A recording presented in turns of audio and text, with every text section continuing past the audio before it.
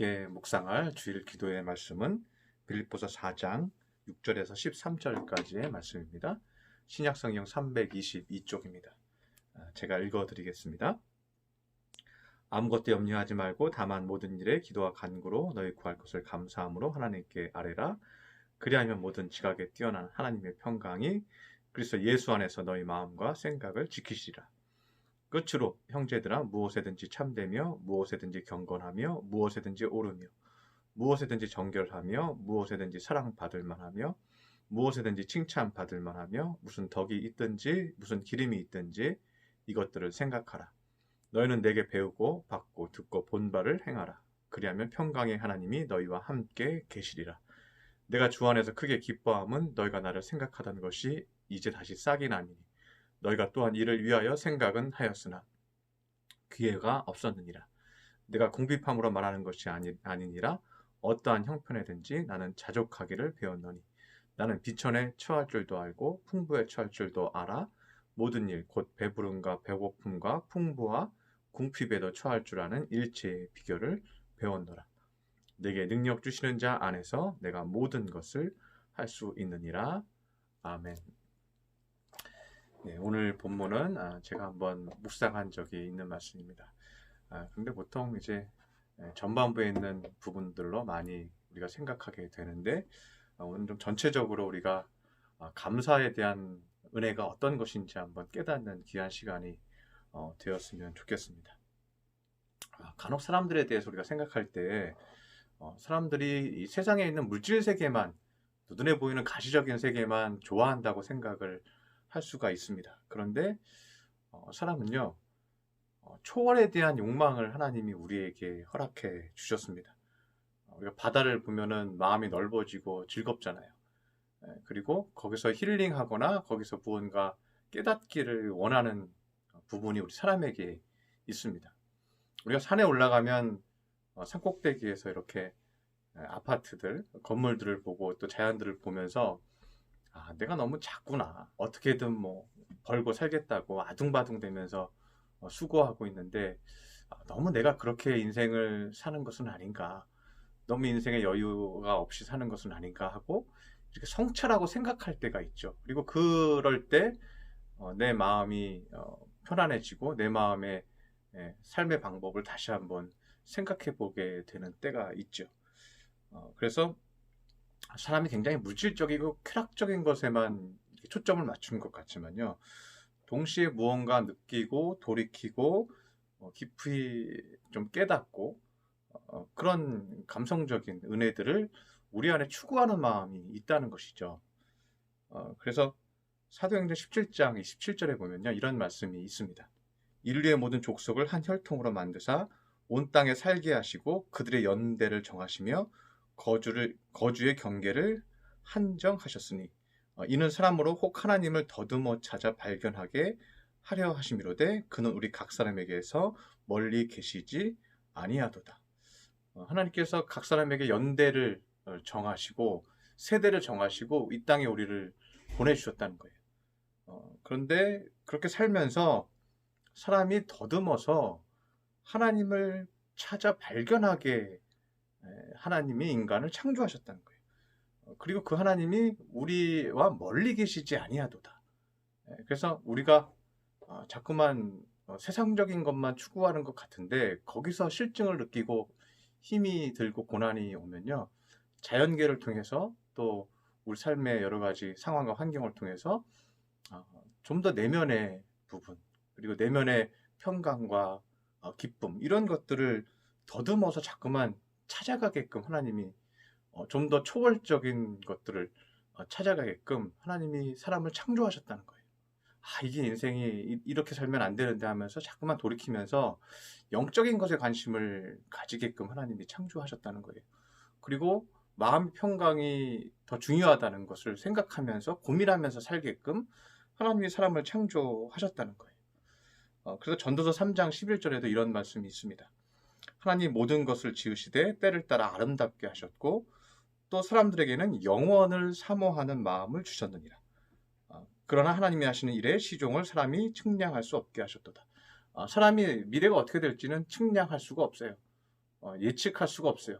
사람들에게 주신 것이 하나 있는데 영원한 것을, 영원을 사모하는 마음을 주셨다는 거예요. 그래서 우리는 우리 인간이 추구하고 있는 세상의 것들이 한정되어 있고 한계가 있다는 것을 알고요. 영원한 것, 눈에 보이지 않지만 영원한 것, 영원한 마음의 천국과 기쁨을 추구하는 마음을 하나님께서 우리 마음에 심으셔서 창조하셨다는 거예요. 무언가 새롭고 초월적인 은혜들을 사모하는 그런 마음을 하나님이 우리 마음에 주셨다는 것입니다. 그래서 사람들이 눈에 보이는 세계를 추구하는 것 같지만 동시에 눈에 보이지 않는 영원한 것들을 사모하는 마음을 하나님이 주셔서 어떤 가시적인 눈에 보이는 일들에 지치면 지칠수록 영원한 것들을 마음속에 채우고 싶은 그런 것을 사모하는 마음이 우리에게 있다는 것입니다. 또 이렇게 하신 것은 사람으로 하여금 더듬어서 하나님을 발견하게, 하나님을 찾게 하시려고 하나님이 우리에게 영혼을 사모하는 마음을 주셨다는 것입니다. 여러분 잘 아는 함석헌 씨의 시 중에서요. 이런 시가 있어요. 믿어지다라는 시가 있어요. 근데 이 믿어지다라는 시가 좀 길어서 제가 다 소개는 못하더라도 이런 시입니다. 주여 믿어지이다. 주를 믿고 살아지이다. 사는 것이 곧 주를 믿는 것이 되어지이다. 세프에서 세프까지 남김없이 주의 것이 되어지이다. 겸손하게 믿어지이다. 꼿꼿한 목뼈를 꺾어 숙이게 하시고 단단한 마음을 주물러 온유한 마음으로 믿게 하여지이다. 이 함석헌 씨는 인생을 살아보니까 여러 가지 모습들을 사람들이 살아가는 것을 보는 거예요. 그러고 보니까 하나님이 살아계시는 게 믿어진다는 거예요. 자연을 보든 사람을 보든 인생을 보든 인생이 살다가 하나씩 사라지고 죽어가는 것을 보든 하나님의 존재가 믿어진다는 거예요. 예. 그리고 이런 구절이 중반에 나옵니다. 주여 믿어지이다. 순박하게 믿어지이다. 어리석고 둔하게 믿어지이다. 지혜 있는 자의 지혜를 빼앗고 영리한 자의 영리를 없이 하시는 주시니 고개를 숙이고 그저 믿어지이다. 온갖 이론에 달램에 귀를 기울이지 말고 온갖 사정의 붙잡음을 다 떼어버리고 친히 하시는 경륜을 보아 오직 믿어지이다. 이렇게 시를 썼습니다. 하나님 믿어지는데 어떻게 믿어지냐면 이 세상에 있는 모든 지혜와 영리한 자들이 생각하는 것, 영리한 자들, 지혜 있는 사람들이 자꾸만 하나님이 없다 그러죠. 사회학, 역사학, 과학 이런 거 자꾸만 영리한 자들이 생각하면서 하나님 없다 그러죠. 그리고 온갖 이론이 우리를 달래죠. 하나님 없다. 하나님 종교는 다 죄다. 종교는 다 자기들의 유익을 위한 것이다. 종교적 전쟁이다. 이렇게 얘기를 하죠. 온갖 이론의 달램에 귀를 기울이지 말고 온갖 사정의 붙잡음을 온갖 나의 환경과 사정, 나의 환경과 사정 때문에 하나님이 없다. 하나님은 살아계시지 않다. 불평하는 거죠. 이론적인 것, 또 나의 삶의 불평의 사정들, 이런 것들을 다 떼어버리고 친히 하시는 경륜을 보아 오직 믿어지이다. 그런 현실적인 사정들 다 밀어내버리고요. 그 안에 하나님의 경륜과 하나님의 섭리를 깨달으면 이게 다 믿어진다는 거예요. 우린 이해할 수 없는 사건들과 상황들이 우리에게 벌어지지만요. 거기에는 하나님의 경륜과 하나님의 섭리가 있다는 거예요. 그래서 온갖 이론과 달램과 세상이 자꾸만 달래는 거죠. 믿지 말라고. 그리고 온갖 우리에게 벌어지는 사정과 상황들을 다 떼어버리고 친히 하시는 하나님의 경륜을 믿고 믿어집니다. 이렇게 고백을 하고 있는 것이죠.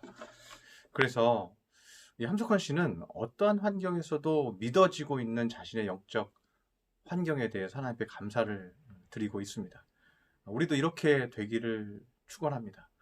하나님 어떠한 환경에서도 어떠한 세상에 달램이 있을지라도 어떠한 세상의 이론과 지식이 나를 자꾸만 끌어당길지라도 오직 다 떼어버리고 하나님의 경륜을 믿고 가겠습니다. 이런 고백이 여러분에게 있으시기를 바랍니다.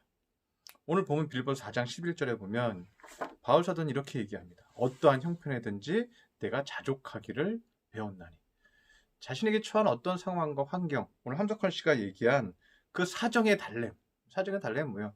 우리 환경과 어려운 사정이 자꾸만 우리를 달래서 하나님 없어, 하나님 믿지 마 이렇게 달래는 거예요. 그리고 이론적인 지식들이 자꾸만 하나님 살아계시지 않아 이렇게 자꾸만 달래는 거예요. 그런데 오늘 바울 사도는 뭐라고 얘기하냐면 어떠한 형편과 사정이 있든지 내가 자족하기를 배웠다고 얘기합니다. 그런데 이 어떠한 형편이든지라는 말은요, 헬라어로요, en hois eimi로 쓰여 있습니다. 그래서 문자적으로 보면 어떠한 환경에서라도 나는 존재한다라는 의미입니다. 그래서 어떠한 형편이든지 나는 자족하기를 배웠다. 이 말이 무슨 말이냐면 나는 어떠한 환경에서라도 나는 존재한다. 이런 의미예요.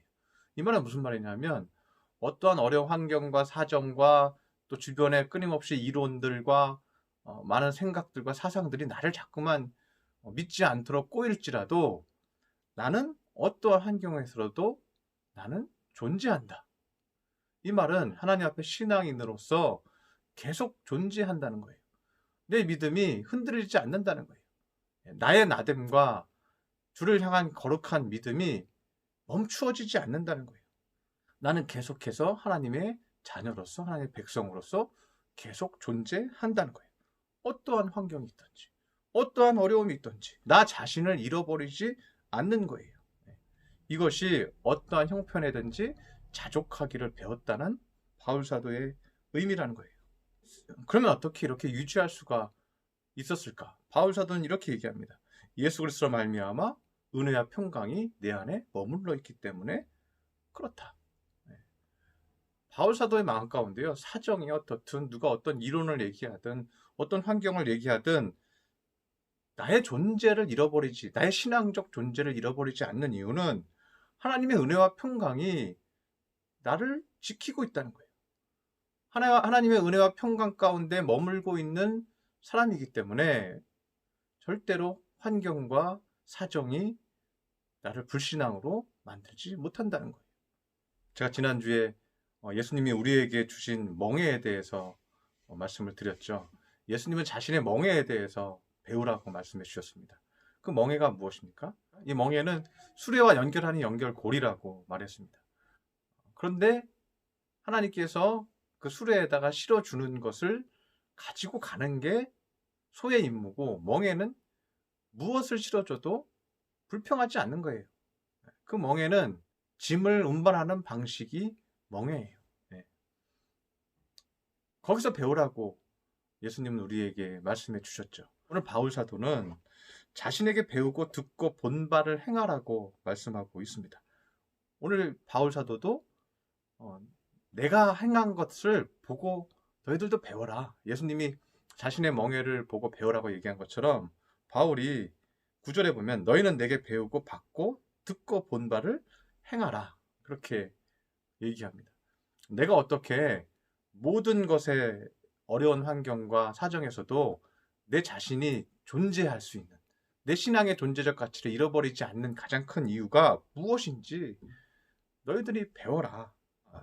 바울은 은혜와 평강이 자기의 마음 가운데 있었기 때문에 그렇게 할 수 있었다. 그러면 은혜와 평강은 어떻게 오는가?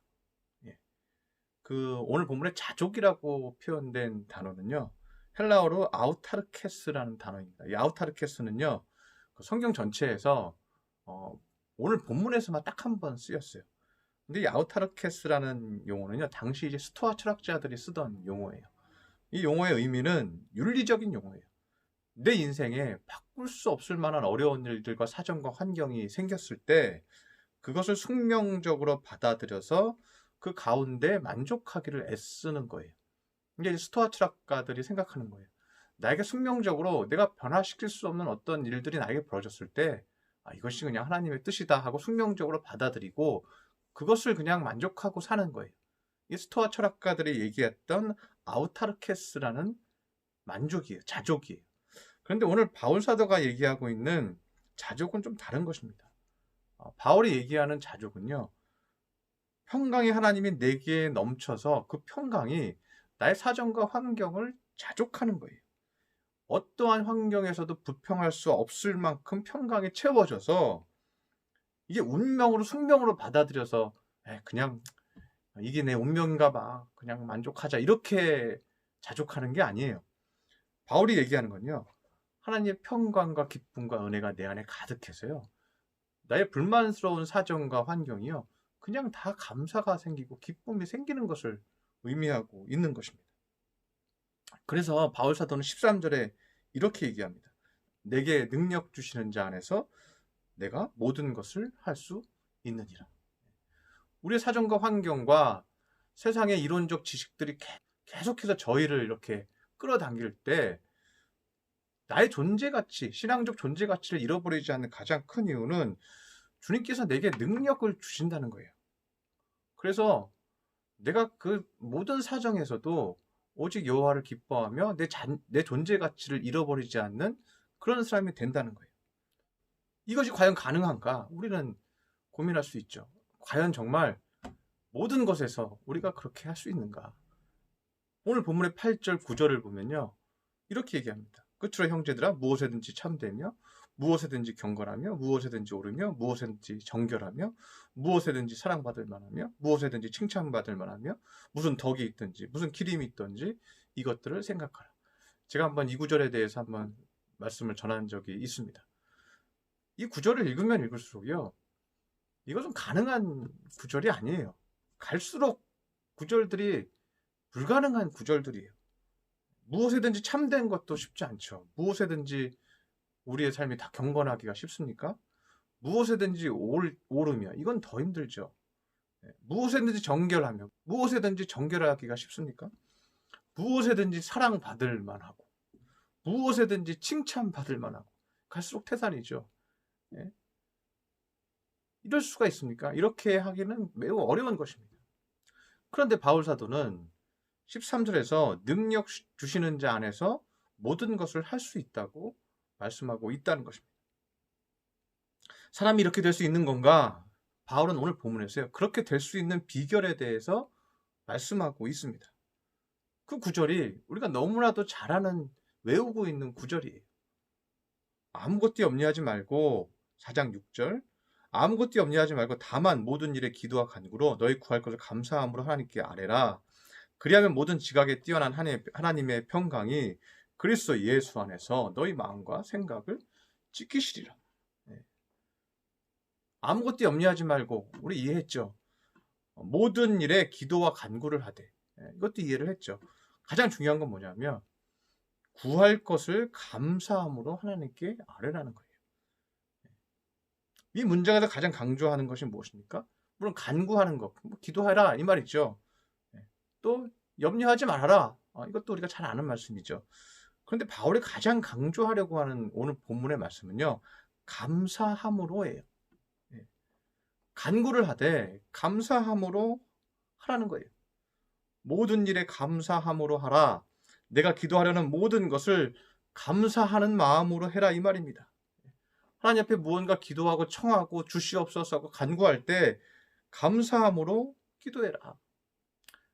아들을 위해서, 아들의 취직을 위해서 기도한다면 주여 아들의 취직이 아직 되지 않았습니다. 주여 감사합니다. 하나님의 뜻과 하나님의 계획하신 하나님의 경륜이 계신 줄 믿습니다. 하나님께서 연단을 통해서 우리 아들을 지켜주시옵시고 지금 취직이 안 된더라도 믿음을 주셔서 기도하는 아들 되게 하여 주옵시고 주님의 응답받는 아들 되게 해 주시옵소서. 하나님의 경륜으로 훈련하고 계시니 감사합니다. 때가 되면 좋은 직장 주시고 우리 자녀에게 좋은 마음으로 그때까지 지켜보아여 주시옵소서. 이렇게 기도하라는 거죠. 만약 우리에게 빚이 많습니다. 그래서 빚을 갚아야 합니다. 주님 빚을 갚게 하여 주시옵소서.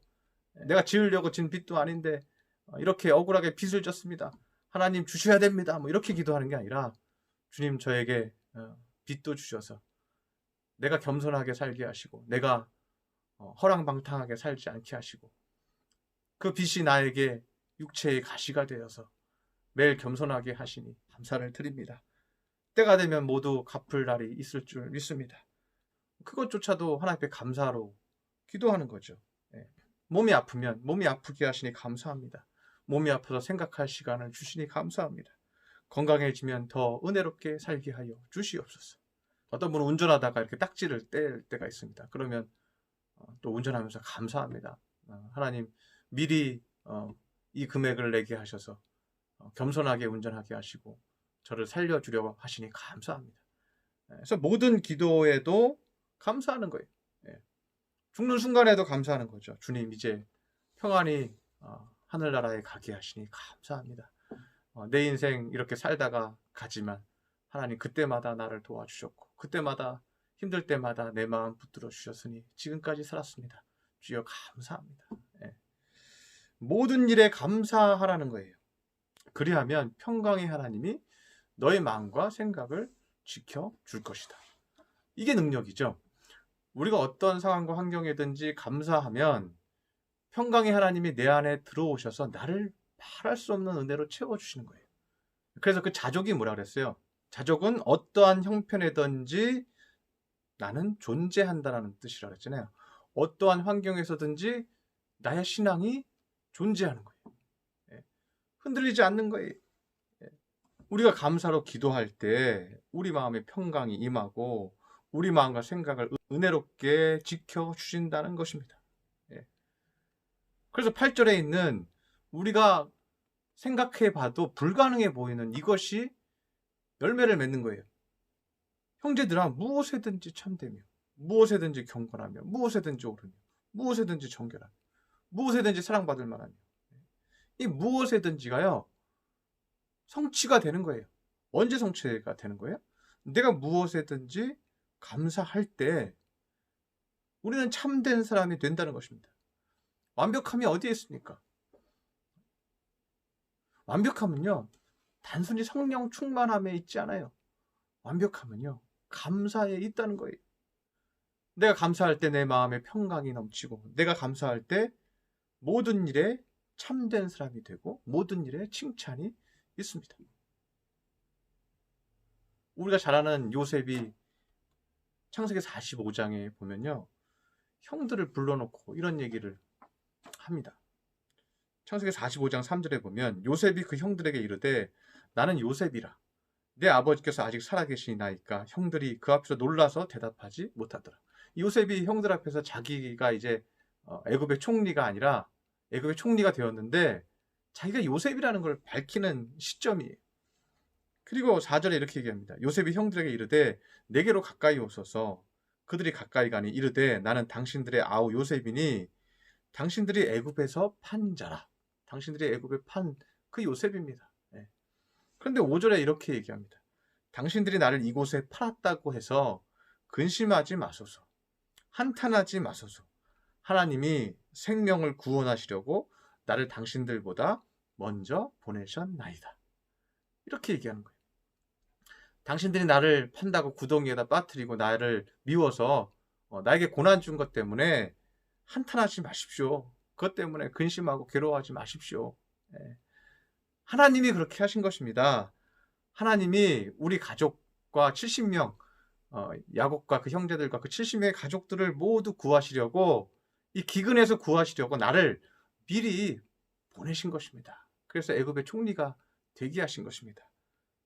당신들보다 먼저 이렇게 보내셔서 우리가 다시 살게 됐으니 이것이 하나님의 섭리였고 하나님의 경륜이었습니다. 이렇게 요셉이 감사하는 거예요. 요셉의 이 인생은요, 요셉이 총리가 되었을 때 완벽해지는 것이 아니라 요셉이 이 모든 사건을 감사할 때 요셉은 무엇에든지 참되게 되는 거예요. 그 모든 환경과 사건 가운데서도 감사하니까 무엇에든지 참되죠. 요셉이 참되잖아요. 그리고 무엇에든지 경건하잖아요. 너무 경건해 보이잖아요. 그리고 그렇게 형들을 받아들이니까 무엇에든지 옳죠. 그리고 정결하죠. 무엇에든지 너무 사랑받을 만하죠. 그리고 무엇에든지 칭찬받을 만한 요셉이죠. 그리고 무슨 덕이 있든지 무슨 기림이 있든지 그 요셉의 역사가 덕이 되고 우리에게 기림이 되죠. 어떤 환경이든지요. 우리가 감사하면요. 우리는 무엇에든지 온전성을 가져요. 완벽함을 가져요. 감사하면 우리 어려운 조건들이 모두 충족이 된다는 거예요.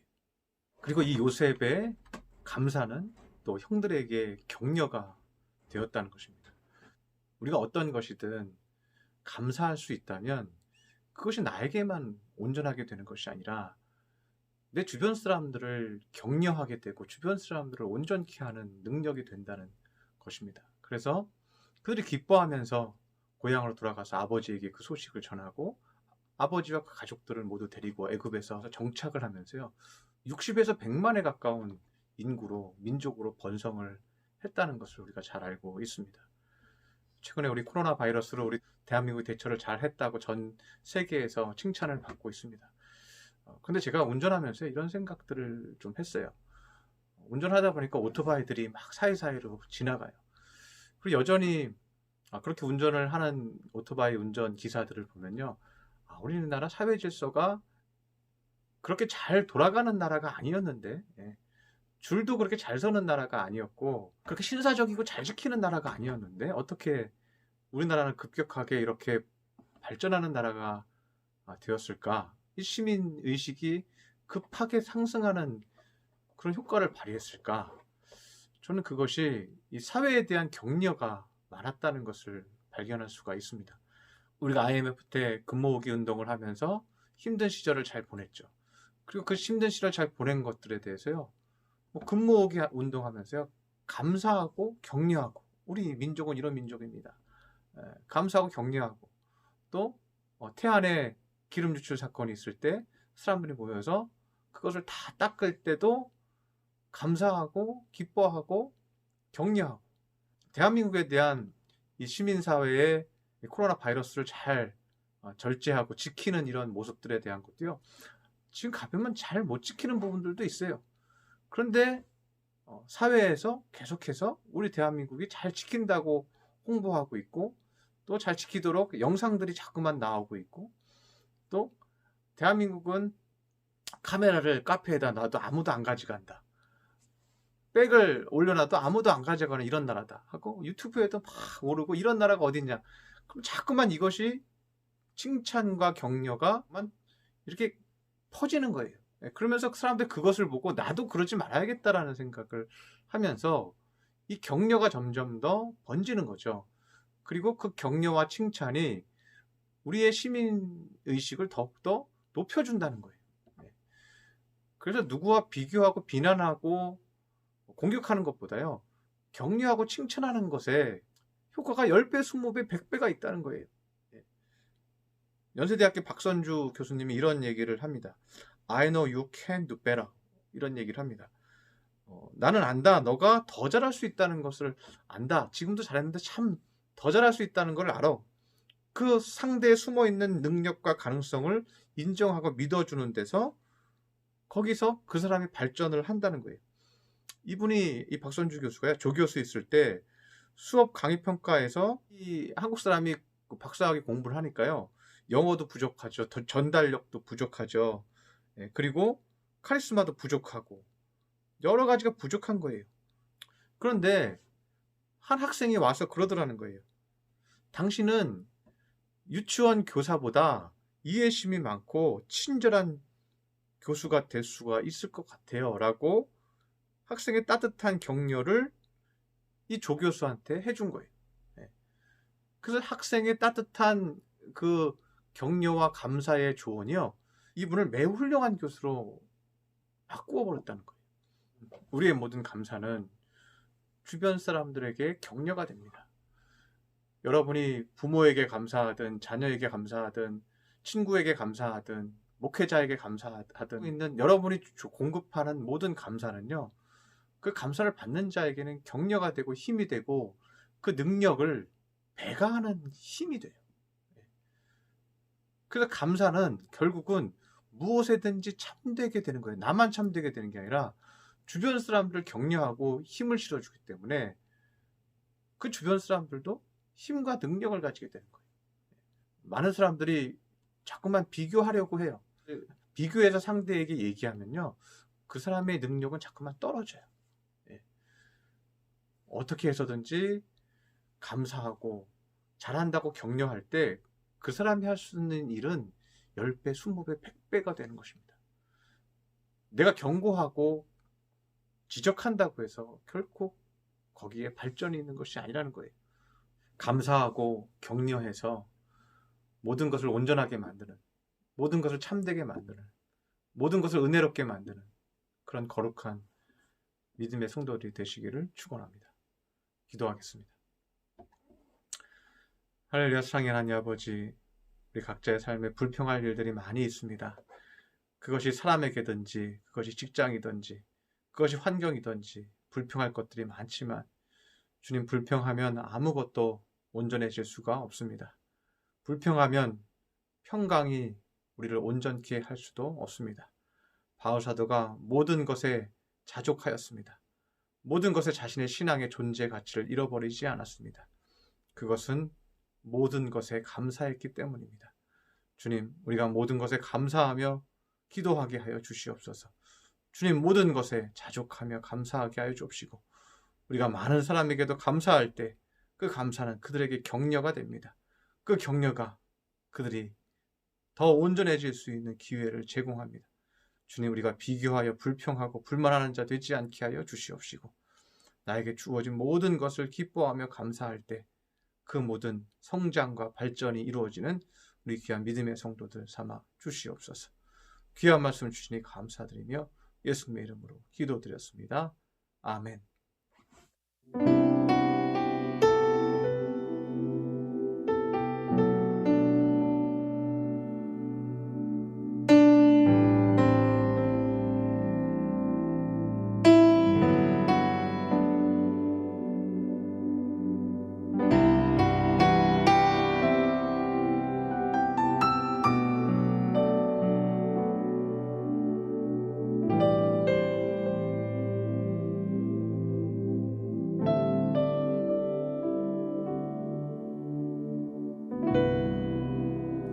나의 방황을 주님께서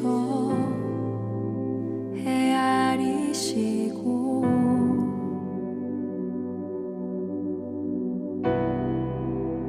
나의 눈물을 주의 병에 담으소서. 나는 비천하고 수치와 조롱